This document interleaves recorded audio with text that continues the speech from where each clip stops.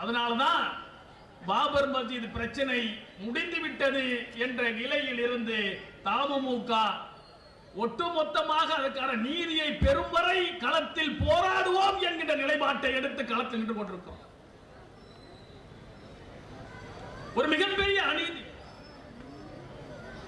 தொடர்ந்து இந்த சமூகத்தை எப்படியெல்லாம் வஞ்சித்துக் கொண்டிருக்கிறார்கள், எப்படியெல்லாம் கொஞ்சமும் மனிதநேயம் இல்லாமல் விலங்குகள் கூட அச்சப்படும், விலங்குகள் கூட கோபித்துக் கொள்ளும், விலங்கினும் கீழாய் கொடூரமானவர்களாக இன்றைக்கு பச்சிளம் குழந்தைகளை கூட பார்க்காமல் சித்திரவதை செய்யக்கூடிய இந்த மோசமான சங்கி கூட்டம் இன்றைக்கு வக்பு வாரிய சொத்துக்களை கண் வைத்திருக்கிறார்கள். நாம் நினைத்துக் கொண்டிருக்கிறோம் பள்ளிவாசல்கள் தமிழ்நாட்டிலே பாதுகாப்பாக இருக்கிறது, நாம் தமிழ்நாட்டிலே அமைதியாக இருக்கின்றோம், இந்த மண் சமூக நல்லிணக்க மண்ணாக இருக்கிறது என்று நாம் நினைத்துக் கொண்டிருக்கிறோம். உண்மைதான், சமூக நல்லிணக்க மண்ணாக இல்லை என்று சொன்னால் இப்படி நாம் அணிதிரளவே முடியாது. வடமாநிலம் போன்று அடித்து கொன்றால் கூட வீட்டுக்குள் பதுங்கி கிடக்க வேண்டிய ஒரு நிலை கூட ஏற்பட்டிருக்கும். தமிழ்நாடு என்பது ஒரு நீதிக்கான மண், சமூக நல்லிணக்க மண் என்பதால் தான் பல்லாயிரக்கணக்கில் இன்றைக்கு தமிழகம் முழுவதும் திரண்டு கொண்டிருக்கிறோம். ஆனால் இன்றைக்கு தமிழ்நாட்டுடைய வக்பு சொத்துக்களை கடந்த எடப்பாடியுடைய ஆட்சி காலத்தில் 30% சொத்துக்களை வக்பு சொத்துக்களை அரசு நிலங்களாக மாற்றியிருக்கிறார்கள் என்ற அதிர்ச்சி தகவல் இன்றைக்கு வெளிவந்து கொண்டிருக்கிறது. சகோதரர்களே, இந்த கூட்டத்தில் இருக்கக்கூடிய ஜமாத்து தலைவர்களை பார்த்து நான் சொல்லிக் கொள்வேன், நீங்கள் வீட்டுக்கு போன உடனே உங்களுடைய பள்ளிவாசல்கள், கபரஸ்தான்கள், மதரசாக்கள் எந்த நிலையில் இருக்கிறது ரெவென்யூ ரெக்கார்டு என்றதை நீங்க பார்க்கணும். ஒருத்தரும்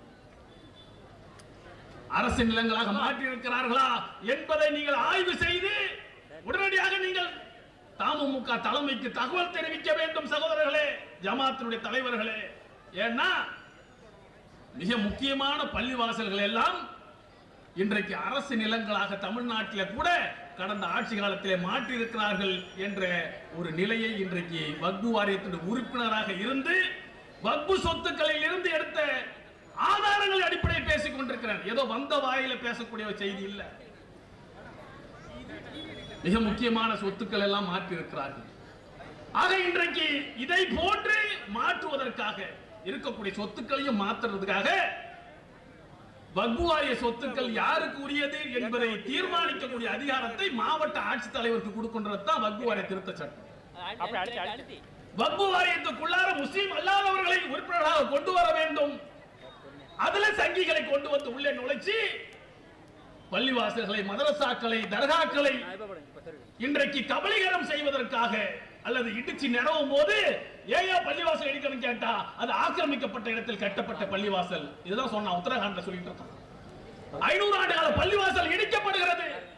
ஏன் பள்ளிவாசல் இடிக்கிறீர்கள், மதரசாவை இடிக்கிறீர்கள் என்று மக்கள் அணிதிரண்டு ரோட்ல இறங்கி போராடுறான். அரசு நிலத்தை ஆக்கிரமித்து கட்டியிருந்தார்கள், எனவே நீதிமன்றம் உத்தரவிட்டது அரசு நிலத்தில் ஆக்கிரமித்து கட்டியிருந்தா அது எந்த வழிபாட்டு தலமாலும் இடிக்கணும் அப்படின்னு உத்தரவு போட்டாங்க. நாங்க இடிக்கணும்னா இன்றைக்கு பள்ளிவாசல்கள் வட மாநிலங்களில் இடிக்கப்பட்டுக் கொண்டிருக்கிறது. அந்த நிலை இன்றைக்கு தமிழ்நாட்டுக்கு வருவதற்காக திட்டமிட்டுக் கொண்டிருக்கிறார்கள். சகோதர சகோதரிகளே, எனவே எச்சரிக்கையோடு இருக்க கடமைப்பட்டிருக்கிறோம். அடுத்து இந்த புல்டோசர் கலாச்சாரத்தை கொண்டு வந்து எவ்வளவு கொடூரமான பாதிப்புகள் இன்றைக்கு வட மாநிலங்களில் 1.5 லட்சம் குடும்பங்கள் நடுத்தெருவில், 1.5 லட்சம் வீடுகள் இடிக்கப்பட்டிருக்கிறது. இப்பதான் உச்ச நீதிமன்றம் என்னவோ நேற்று நடந்த மாதிரி அது மிகப்பெரிய வன்முறை, குற்றம் சாட்டப்பட்டதாலேயே ஒருவருடைய வீட்டை இடித்து விடக் கூடாது, குற்றம் நிரூபிக்கப்பட்டால் கூட அவருடைய வீட்டை இடிப்பதற்கு நமக்கு அனுமதி இல்லை, குற்றம் செய்தவருக்காக வேண்டி அவங்க வீட்டில் இருக்கலாம் பாதிக்கப்படலாமா, இப்படி எல்லாம் ஒரு பெரிய நியாயத்தை உச்ச நீதிமன்றம் கேட்டிருக்கிறது. அது வரைக்கும் பாராட்டலாம். ஆனா 1.5 லட்சம் வீட்டை இடிச்சு ஒரு வீட்டுக்கு 4 பேர் 5 பேர்னா கூட கிட்டத்தட்ட 8 லட்சம் பேர் தெருவில் நிற்கிறாங்களே, அவங்களுக்கு நீதி என்ன, நிவாரணம் என்ன, அவர்களுக்கான நியாயம் என்ன? உச்ச நீதிமன்றம் ஏன் அதை பத்தி பேசல? இந்த நாட்டில் நீதிமன்றங்கள் எப்படி இருந்து கொண்டிருக்கிறது என்பதற்கு இதெல்லாம் உதாரணம். என்ன அநியாயம் இது? ஒருத்தவன் குற்றம் சாட்டி விட்டு உன்னை எதிர்த்து பேசுகிறான் என்ற காரணத்தால் அவன் முஸ்லீம் என்ற காரணத்தால் அவனுடைய வீட்டை ஜேசிபி வச்சு புல்டோசர் வச்சு இடிக்கக்கூடிய அந்த அயோக்கியன் யோகி ஆதித்யநாத் யோகி புல்டோசர் பாபான்னு கொண்டாடுறான். உத்தரப்பிரதேச தொடங்கியது ராஜஸ்தான், குஜராத், ஜார்க்கண்ட், இன்னைக்கு உத்தரகாண்ட் இன்றைக்கு பரவிக்கிட்டு இருக்குன்னு சொன்னா இந்த அநியாயத்தை நீதிமன்றங்கள் கண்டும் காணாமல் போனதுதான் இந்த விளைவுக்கு காரணம். இது நீதியின் தேசமா? கருப்பின மக்களுக்காக பாடுபட்ட, அமெரிக்காவில் பாடுபட்ட புரட்சியாளர் மால்கம் எக்ஸ் கேட்டார், அந்த கருப்பின மக்களுக்காக இது நீதியின் தேசமா? இது நீதியின் தேசம் என்று சொன்னால் இந்த மக்களுக்கு எப்போது நீதியை வழங்குவீர்கள்? இது சமத்துவத்தின் தேசம் என்று சொன்னால் எங்களுக்கும் கொஞ்சம் சமத்துவத்தை நீங்கள் வழங்குங்களேன் என்று அவர் கேட்ட கேள்வியை தான் இன்றைக்கு இந்தியாவில் இருந்து கொண்டு முஸ்லிம்கள் கேட்க வேண்டிய ஒரு நிலை இருந்துகிட்டு இருக்கோம். இது நீதியின் தேசம் என்று சொன்னால் எங்களுக்கு எங்கே நீதி? எங்களுக்கு எங்கே நீதி? இது நீதியின் தேசமா? இது இந்த நாட்டில் நீதிமன்றம் இருக்கிறதா? உச்ச நீதிமன்றம் இருக்கிறதா? உச்சபட்ச நீதி வழங்கும் அந்த நாட்டில் முஸ்லிம்களுக்கு உச்ச நீதிமன்றத்தினுடைய தலைமை நீதிபதியாக இந்த சந்திரசூட் என்கின்ற அவரை எப்படி பேசுவது? அயோக்கியன் என்று சொல்வதா? அக்கிரமக்காரன் என்று சொல்வதா? எவ்வளவு மோசமான ஒரு தீர்ப்பை கொடுத்துட்டு கடவுள் வந்து சொன்னார் எனக்கு தீர்ப்பு வழங்க சொல்லி என்று சொல்லக்கூடிய துணிச்சலை பெற்றிருக்கிறார் என்று சொன்னால் இந்த நாடு எங்கடா போய்கிட்டு இருக்கு? எங்க போய்கிட்டு இருக்கு? ஒரு சட்டவிரோத தீர்ப்பை வழங்கி தீர்ப்புல கையெழுத்து போடுவதற்கு கூட யோகியற்றவர்கள் இவர்கள். தீர்ப்புல நாங்க தான் இந்த தீர்ப்பை வழங்கணும்னு கையெழுத்து கூட ஒரு நீதிபதியும் போல இந்த பாபர் மஸ்ஜித் வழக்கு அப்படி ஒரு தீர்ப்பை வழங்கியிருக்காங்க. இன்றைக்கு சட்டவிரோத வழக்குகளை நீதிமன்றங்கள் அங்கீகரிக்கும். எது சட்டவிரோதம்? இங்க சொல்லி காட்டினாங்களே 1991 பாபர் மஸ்ஜிதை தவிர வேற எந்த வழிபாட்டு தலத்தையும் 1947 ஆகஸ்ட் 15 சுதந்திரம் அடைந்த போது எப்படி இருந்ததோ அதே நிலையை பாதுகாக்கணும். அதன் பிறகு பிரச்சனை கிளப்பக்கூடாது. பிரச்சனைகளை நீதிமன்றத்துக்கு கொண்டு வரக்கூடாது என்பதற்காக சட்டம் இயற்றின பிறகு கியான்வாபி மஸ்ஜித் எடுத்துட்டு போறான்.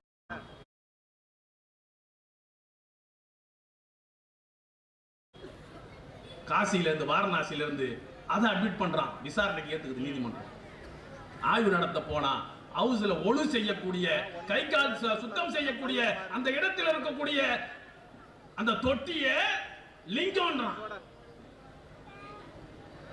இன்றைக்கு சம்பல் உத்தரப்பிரதேச மாநிலம் சம்பல் மாவட்டத்தில் ஜாமா மஸ்ஜித், அது பாபர் மஸ்ஜிதை விட முன்ன கட்டப்பட்ட பள்ளிவாசல். பாபர் காலத்தில் அந்த பள்ளிவாசல் கோவிலை இடித்து விட்டது, கட்டப்பட்டது என்று நீதிமன்றத்துக்கு போனா அதை ஏற்றுக்கொண்டு உடனே ஆய்வு. காலையில போறான், சாயந்தரம் ஆர்டர் போடுறான், போய் ஆய்வு செய்யும்.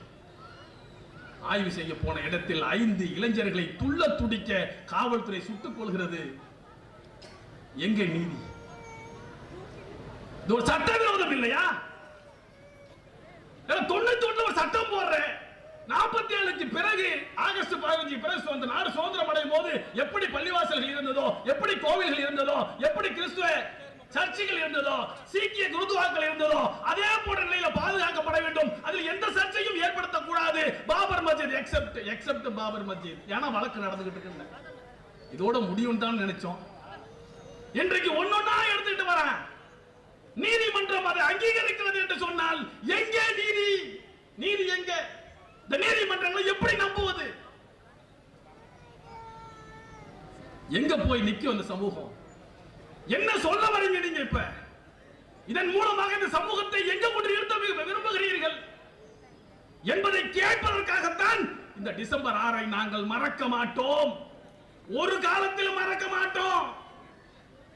அந்த இடத்தில் நீ ராமர் கோவிலை கட்டி இருந்தாலும் சரியே, இந்த அநீதியை தொடர்ந்து சொல்லிக் கொண்டே இருப்போம். எங்களுடைய பிள்ளைகளுக்கு சொல்லுவோம், எங்களுடைய பேர பிள்ளைகளுக்கு சொல்லுவோம், அடுத்து வர தலைமுறைக்கு சொல்லிக் கொண்டே இருப்போம். அநீதியை ஒரு காலத்திலும் மறக்க மாட்டோம், மன்னிக்கவும் மாட்டோம்.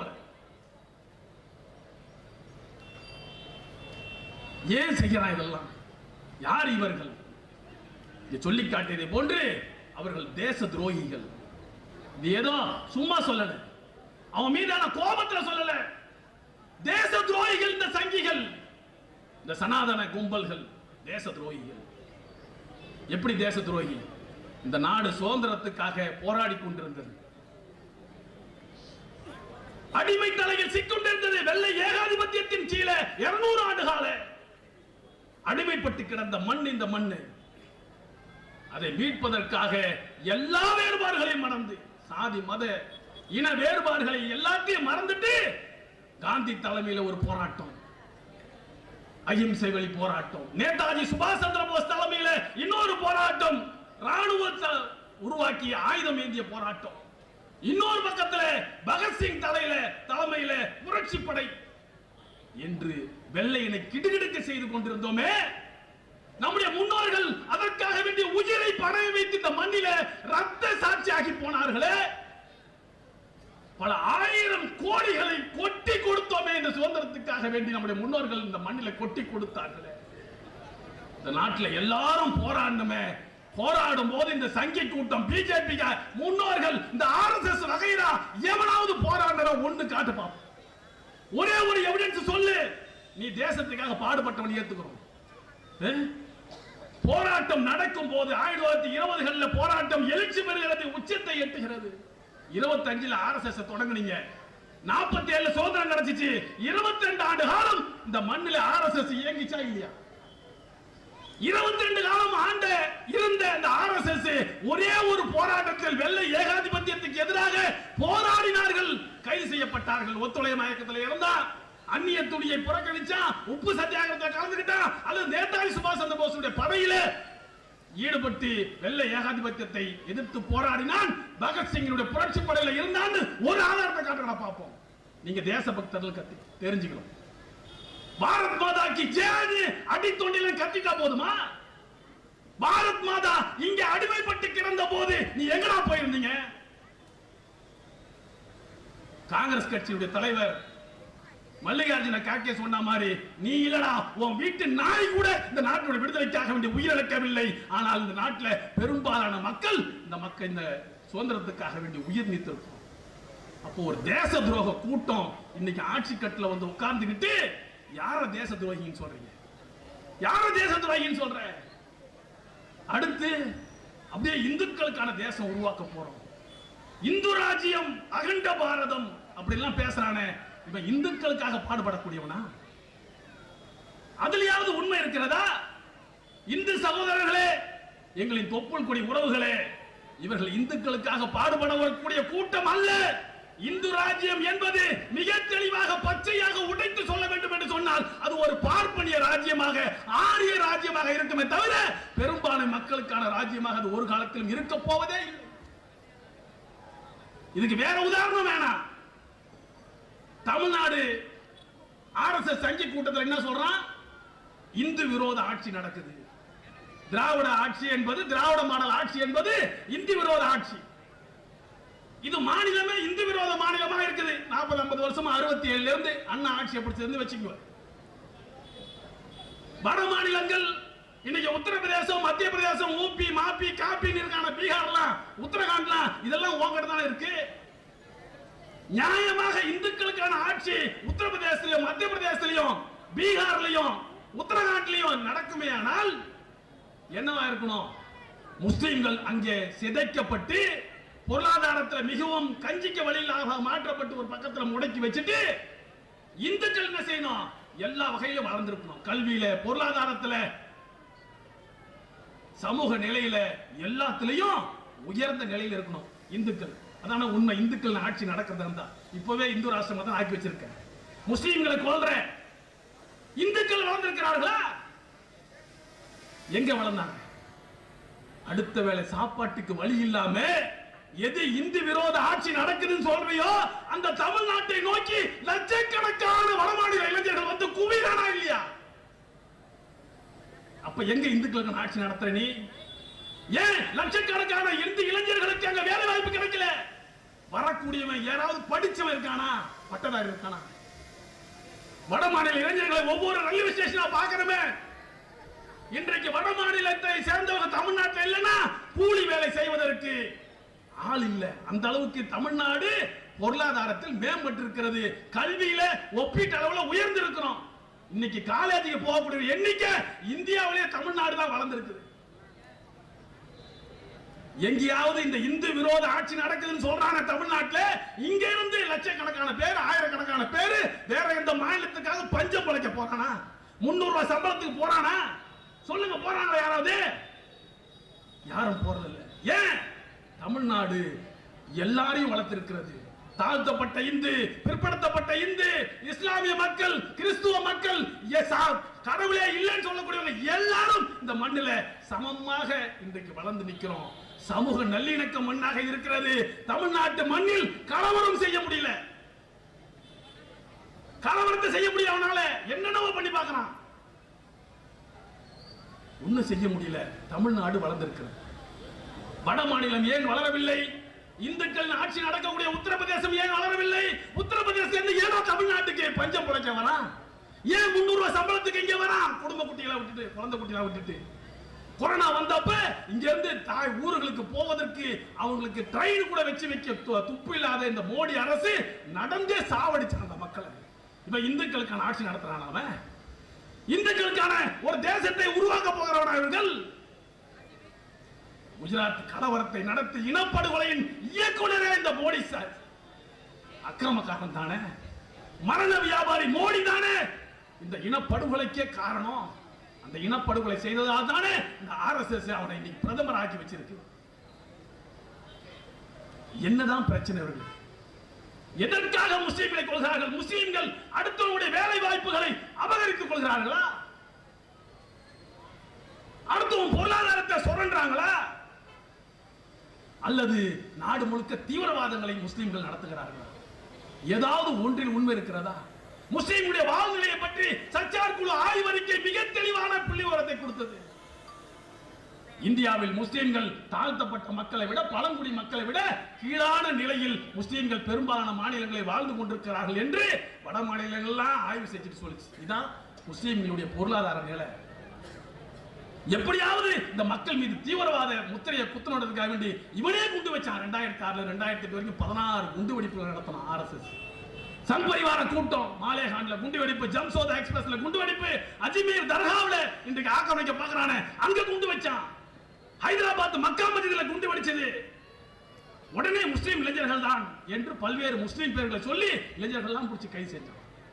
கடைசியில பார்க்க போனா இந்த தீவிரவாத வேலையை, இந்த குண்டு வைக்கக்கூடிய கொடூரத்தை ராணுவத்திலிருந்து ஆர்டிஎக்ஸ் குண்டை கொண்டு வந்து வச்சது பிரக்யா சிங் தாக்கூர் என்கின்ற காவி உடைந்தரித்த ஒரு பெண்மணி, தயானந்த பாண்டே என்கின்ற ஒரு மாடாதிபதி, ஸ்ரீகாந்த் புரோஹித் என்கின்ற ராணுவ கர்னல், அசீமானந்தா என்கின்ற ஒரு சாமியார். இப்படியா ஒரு பட்டியலை நீண்டு போச்சு. இதை கண்டுபிடிச்சவர் ஹேமந்த் கர்கரே என்கின்ற தீவிரவாத எதிர்ப்பு படையினுடைய தலைவராக வந்த ஒருத்தர் தான் கண்டுபிடிக்கிறாரு.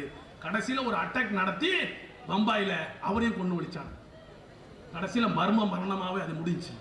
அப்ப முஸ்லிம் முற்போக்காளர்களை சுட்டு கொன்ற கொடூரமை நிகழ்த்தி கொண்டிருக்கக்கூடிய இந்த தீவிரவாத கூட்டம் இன்றைக்கு முஸ்லிம்களை ஏன் கொள்கிறது? முஸ்லிம்களுக்கு எதிராக ஏன் இந்த வேலைகளை செய்யறாங்க தெரியுமா?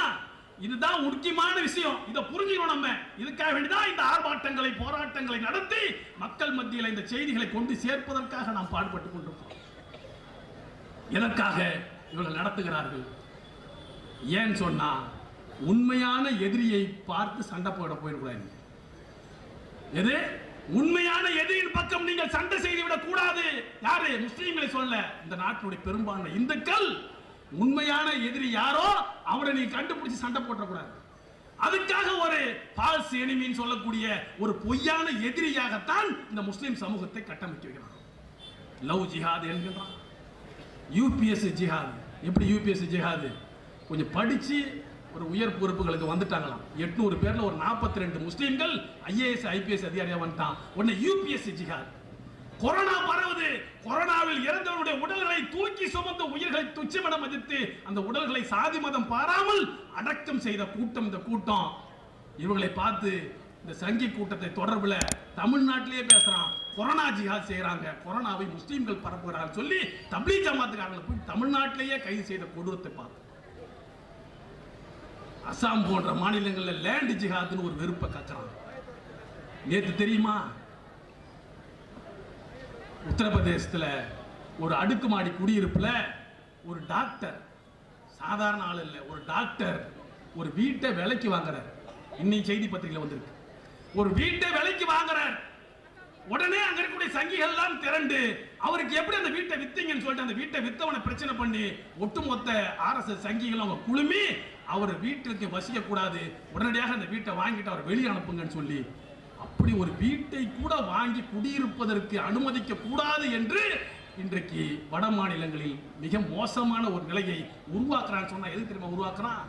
உண்மையான எதிரியை நோக்கி நீங்க திரும்பக்கூடாது. உண்மையான எதிரி யார்? யார் உண்மையான எதிரி? 75 ஆண்டுகள் 77 ஆண்டுகால சுதந்திர இந்தியாவில் எல்லா வளங்களையும் சுரண்டி கொழுத்து கொண்டிருக்கக்கூடிய உயர் ஜாதியை சேர்ந்தவர்கள், ஆரிய பனியா கூட்டத்தை சேர்ந்தவர்கள் இன்றைக்கு எல்லா இடங்கள்லையும் அவன் தான் உட்கார்ந்துருக்கான். இன்னைக்கு ராகுல் காந்தியை நீங்கள் நுணுக்கமாக கவனிக்கணும்.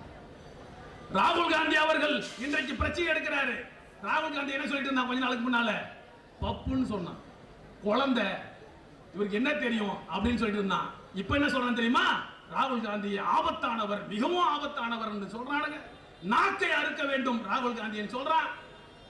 யோகி ஆதித்யநாத் சொல்றாரு ராகுல் காந்தி ஒரு உள்நாட்டு யுத்தத்தை திட்டமிடுகிறார் என்று சொல்கிறார்.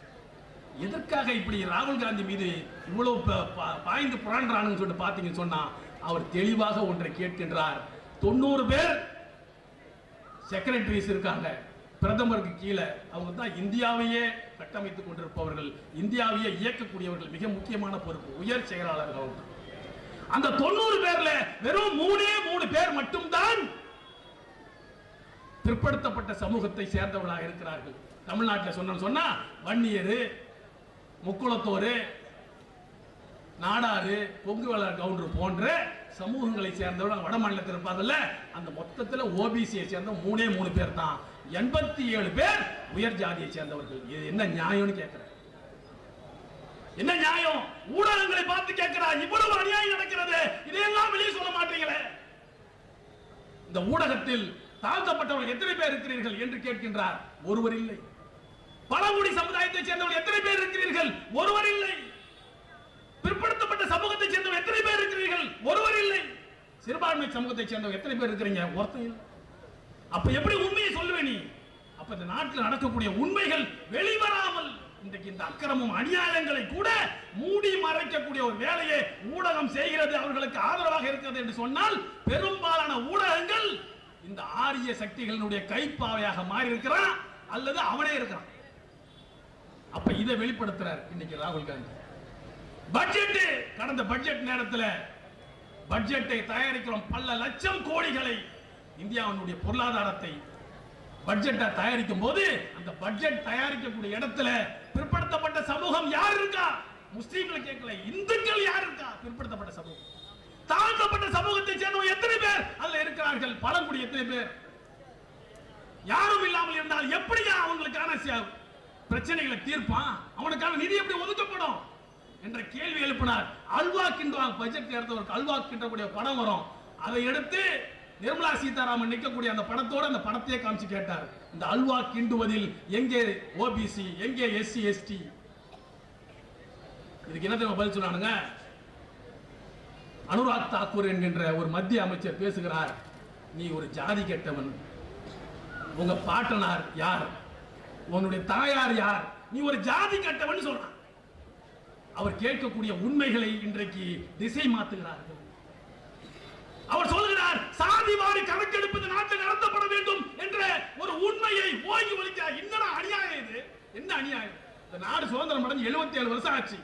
இந்த நாட்டில் தாழ்த்தப்பட்ட மக்கள் எப்படி இருக்கான்? பழங்குடி எப்படி இருக்கான்? பிற்படுத்தப்பட்ட இந்துக்கள் எப்படி இருக்கான்? நாட்டினுடைய சுதந்திரத்துடைய பலன்கள் அவனுக்கு போய் சேருதா? பல லட்சக்கணக்கான கோடி ரூபாய்கள் இந்த நாட்டினுடைய வருவாயில பங்களிப்பு அவனுக்கு இருக்கா? அவனுக்கு கல்வி வளர்ந்திருக்கிறதா?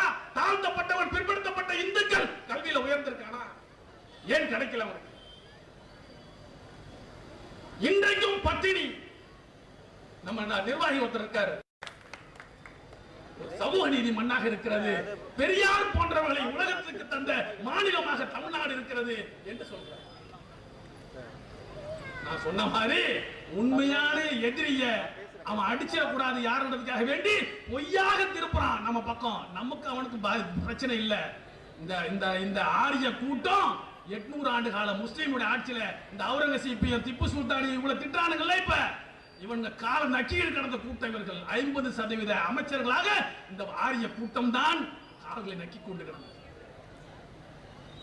உண்மையாக முகலாயர்கள் நாட்டு ஆள்ல இந்த ஆரியர்கள் தான் ஆண்டான். அவங்க சொன்னதான் செய்யக்கூடிய நிலைமை கொண்டு வந்து நிறுத்தினாங்க. இன்னைக்கு அந்த ஆரியர்களை எதிரியாக அந்த முகலாயர்களை இந்த ஆரிய கூட்டம் பார்ப்பனிய கூட்டம் எதிரியா காமிச்சிட்டு இருக்காங்க. இன்றைக்கு அவ்வளவு மோசமான ஒரு நிலையை நோக்கி இந்த நாடு போவதற்கு இந்த உண்மையா எதிரிய திசை திருப்பக்கூடிய ஒரு வேலையை தொடர்ந்து செய்யறாங்க. உண்மையா எதிரி அடிச்சா என்ன நடக்கும்? தமிழ்நாட்டில் அடிச்சோம். 100 வருஷத்துக்கு முன்னாலேயே நீதி கட்சி இந்த ஆரிய ஆதிக்கத்துக்கு எதிராக களமாடியது. அதை தொடர்ந்து தந்தை பெரியாரும் பேரறிஞர் அண்ணாவும் கலைஞர் அவர்களும் இதே திருவாரூர் பிறந்த கலைஞர் அவர்களும் இன்றைக்கு தொடர்ந்து இந்த மண்ணை பக்குவப்படுத்தின அரசியல் பேசல. உண்மையை புரிஞ்சுங்க, உண்மையை புரிஞ்சுங்க. செய்ததனுடைய விளைவு உண்மையான எதிரி ஒடுக்கப்பட்ட அந்த மண்ணில் உண்மையான எதிரிகள் தமிழ்நாட்டுடைய குக்கிராமங்கள் இருந்து வெளியேறி அமெரிக்காவில் போய் அகரகாரம் வச்சுட்டான். தமிழ்நாடு அமைதியா இருக்கு. தமிழ்நாடு கலவரம் இல்லாமல் இருக்கிறது. தமிழ்நாடு அனைவரும் வாழக்கூடிய ஒரு சமூக நல்லிணக்க மண்ணாக திகழ்கிறது என்று சொன்னால் உண்மையான எதிரியை நோக்கி பயிற்சி நடந்துச்சுங்க. சண்டைன்னா கத்தி எடுத்துட்டு போய் குண்டு வச்சு துப்பாக்கி வச்சு சுடல. சமூக நீதியை நிலைநாட்டினோம். இந்த சங்கி கூட்டம் ஒழுங்கிட்டான். இன்னமும் போராடினாலும் சொல்லிக் கொள்கிறேன், தமிழ்நாட்டில் ஒரு காலத்தில் உங்களால் கால் பதிக்கவே முடியாது. இது அருமையான சமூக நல்லிணக்க மண். ஏன்னா உண்மையான எதிரிக்கு எதிராக 100 வருஷம் சண்டை போடுறோம். திராவிட இயக்கம் தமிழகத்தில் வாழ்ந்தது என்று சொன்னால் இந்த முஸ்லிம் சமூகம் தன்னுடைய பொருளாதாரத்தை வாரி கொடுக்கும். அந்த சமூக நீதிக்காக வேண்டி தோல் கொடுத்த சமூகம் இந்த முஸ்லிம் சமூகம். அதுதான் பெரியார் சொல்றார். ஆம்பூர்ல நடந்த ஒரு பகுத்தறிவாளர் மாநாட்டில் சொல்றாரு, இந்த இடஒதுக்கீடு சமூக நீதியில் பேசுறமே, இந்த சமூக நீதியை யார் தெரியுமா சொல்லி தந்தது? பெரியார் சொல்றார். முதலில் வீழ்ந்து கிடக்க அடங்கி உடங்கி கிடக்கக்கூடிய ஒரு சமூகத்தை மேல் எழுப்பி வர வைப்பதற்கு சமூக நீதி வகுப்புவாரி பிரதிநிதித்துவம் ஒன்று இருக்கின்றதை ஞாபகப்படுத்தி கொடுத்தவர்களே முஸ்லீம்கள் தான். 1909 மிண்டோ மார்லி சீர்திருத்த சட்டத்தின் மூலமாக முஸ்லீம்களுக்கான தனி ஒதுக்கீட்டை அரசு அதிகாரத்தில் பெற்று இந்த நாட்டுக்கு வழிகாட்டியவர்கள் என்பதால் பெரியார் சொல்றார். என்பதால் இந்த முஸ்லீம் சமூகத்தோடு பிற்படுத்தப்பட்ட மக்களே, பகுத்தறிவாளர்களே, தாழ்த்தப்பட்ட மக்களே, முஸ்லீம்களோடு இணைந்து வாழுங்கள், இணங்கி வாழுங்கள் என்று பெரியார் அறைகூவல் விட்ட வரலாற்று செய்தி இன்றைக்கும் பதிவு செய்யப்பட்டது. அதனால இந்த திராவிட இயக்கத்தோடு பின்னி பிணைந்து வளர்ந்த சமூகம் இந்த சமூகம். ஏன் உண்மையான எதிரியோடு சண்டை போட்டு அவனை ஒதுக்கணும்? இன்னைக்கு வட மாநிலங்கள் அதை புரிந்து கொள்ளல. உண்மையான எதிரிகள் என்ன செய்யறான்? எல்லாத்தையும் ஆக்கிரமிச்சு வச்சிருக்கான். ஒரு சாதிவாரி கணக்கு எடுப்பு நடத்தி தாழ்த்தப்பட்டவன் நிலை என்ன, பிற்படுத்தப்பட்டவன் நிலை என்ன, அவன் கல்வி என்ன, பொருளாதாரம் என்ன, என்ன நிலை இருக்கான்றது கூட ஒரு புள்ளி ஒரு எடுக்க முடியல. அந்த நாட்டில் எடுக்க முடியல. 2011 மன்மோகன் சிங் ஆட்சி காலம் எடுத்தாரு, வெளியே கொண்டு வர முடியல. வெளியே கொண்டு வர அனுமதிக்க மாட்டான். எவ்வளவு இவர்கள் ஊடுருவி இருக்கான்றதை புரிஞ்சுங்க. அதனாலதான் ராகுல் காந்தி சொன்னாரு, பிஜேபி காரன ஆட்சியை விட்டு இறங்குறது மட்டும் தீர்வு அல்ல. அவன் இறங்கிட்டா எல்லா பிரச்சனை முடிஞ்சிடாது. இந்த ஆர்எஸ்எஸ் இயக்கம் சமூக கட்டமைப்புகளை சிதைக்கக்கூடிய இந்த ஆர்எஸ்எஸ் அழித்தொழிப்பதுதான் இந்தியாவுக்கான தீர்வு என்று சொன்னார் ராகுல் காந்தி. ஆர்எஸ்எஸ் அழிக்காம இந்தியா உருப்படவே உருப்படாது. அவங்க எல்லாம் மனிதர்களே கிடையாது, மனித ஜென்மமே கிடையாது. பிஜேபியில் ஒருத்தர் சேர்றான்னு சொன்னா அவன் மனித நேயத்தை வித்தவன். மணிப்பூர்ல 2 பெண்களை நிர்வாணப்படுத்தி இழுத்து சென்றார்கள். மறந்துட முடியுமா நம்மளால? அதுல ஒரு பெண் 22 வயசு பெண் சொன்னால், என்னை நிர்வாணப்படுத்தி இழுத்து வந்ததும், என்னை வன்புணர்வு செய்ததும், என்னுடைய சகோதரனை கொன்னதும் வேற யாரும் அல்ல, என்னுடைய சகோதரனின் நண்பன் பக்கத்து வீட்டில் இருந்த பிஜேபியை சேர்ந்தவன் தான் செஞ்சான் சொல்லி. தன்னுடைய சகோதரனின் நண்பனாக இருந்த ஒருவன், பக்கத்து வீட்டில் இருந்த ஒருவன் பிஜேபியில் ஆர்எஸ்எஸ் போய் படிங்க. ஒவ்வொருத்தரும் புத்தகங்களை வாங்கி படிங்க. யார் இவர்கள், எங்கிருந்து வந்தாங்க, எவனால் உருவாக்கப்பட்டது? இந்த சித்லோன பிராமணர்கள் உருவாக்கிய ஆர்எஸ்எஸ் எவ்வளவு பெரிய அழிச்சாட்டியங்களை செய்து கொண்டிருக்கிறது. சுதந்திர இந்தியாவில் அவர்களுடைய அக்கிரமங்கள், அநியாயங்கள் கொஞ்ச நெஞ்சம் அல்ல. ஒட்டுமொத்த தேசத்துக்கும் எதிரானவர்கள். இந்து முஸ்லீம்களுக்கு மட்டும் எதிரான நினைக்காதீங்க. ஏதோ முஸ்லீம்களுக்கு எதிரானவன் முஸ்லீம்கள் தான் நினைக்காதீங்க. தேசத்துக்கு எதிரானவர்கள், ஒட்டுமொத்த பெரும்பான்மை இந்துக்களுக்கு எதிரானவர்கள். அதான் சொன்னேன், இந்துக்கள் இன்றைக்கு வளர்ந்திருக்கணும் இல்ல, யாரும் வளரலையா? அப்ப என்ன அர்த்தம்? யாருக்கு இவன் சேவகம் செய்யறான்? யாருக்கிட்ட இந்த பொருளாதாரம் கொண்டு குவிகிறது என்று பார்த்தால் உயர் ஜாதியை சேர்ந்த. அப்போ உயர் ஜாதிக்கு சேவை செய்வதற்காக ஆரிய சனாதன சக்திகள் உயர் ஜாதியை சேர்ந்தவர்களுக்கு மட்டும் சேவை செய்வதற்காகத்தான் RSS செயல்படுகிறது என்பதை அதுக்கு உள்ளார பயணிச்சவங்க பல பேர் வெளியே வந்து புத்தகங்களாக வெளியிட்டிருக்கிறார். வாங்கி படிங்க. அவ்வளவு மோசமான நிலையை நோக்கி இந்த தேசத்தை கொண்டு செலுத்திக் கொண்டிருக்கிறார்கள்.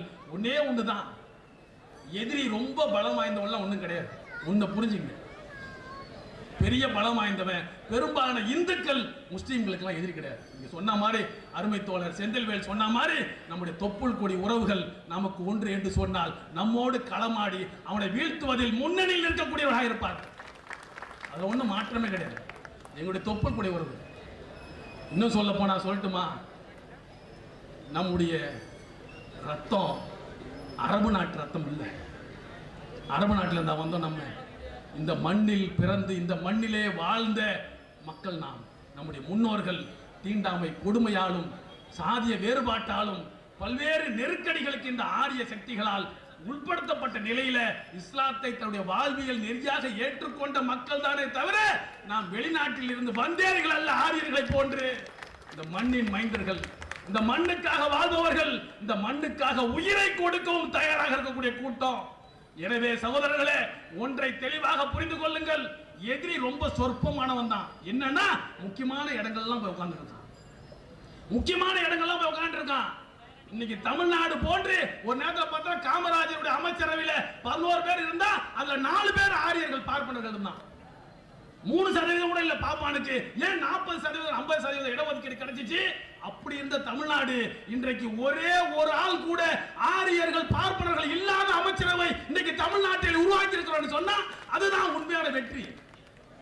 இந்த நிலையை நோக்கி போகணும் இந்தியான்னு சொன்னா சாதிவாரி கணக்கெடுப்பு நடக்கணும்.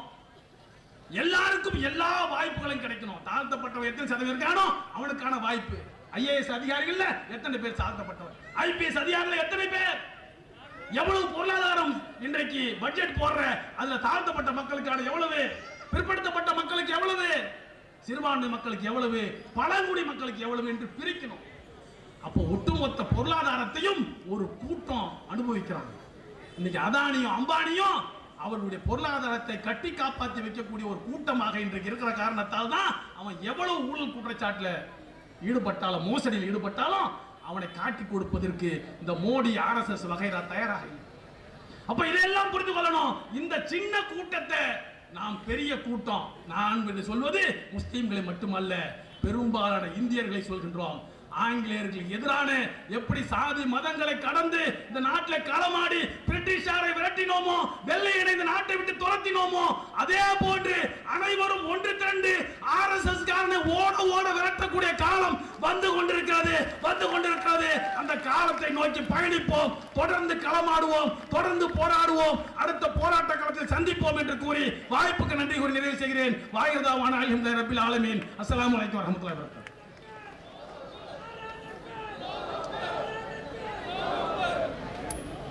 நன்றி பொதுச் செயலாளர்களுக்கு. ஒரு 10 நிமிடம் கடைசியாக கண்டன முழக்கங்களை எழுப்புவதற்காக மயிலாடுதுறை மாவட்ட பொருளாளர் அப்துல் ரஹ்மான் அவர்களை அழைக்கின்றேன்.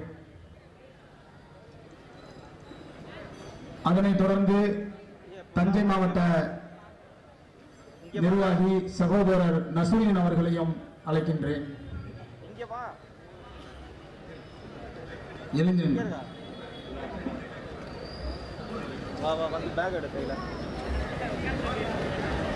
அஸ்ஸலாமு அலைக்கும் வரஹ்மத்துல்லாஹி வபரகாத்துஹு. எல்லாரும் எழுந்து நின்று உணர்வுபூர்வமாக இந்த முழக்கத்தை முழக்கமிடுமாறு அன்போடு கேட்டுக்கொள்கிறேன். உங்களது அலைபேசியில் உள்ள வெளிச்சத்தை பரவிடுமாறு கேட்டுக்கொள்கிறேன். இங்கு வெளிப்படுற வெளிச்சம் அங்க தெரியணும்.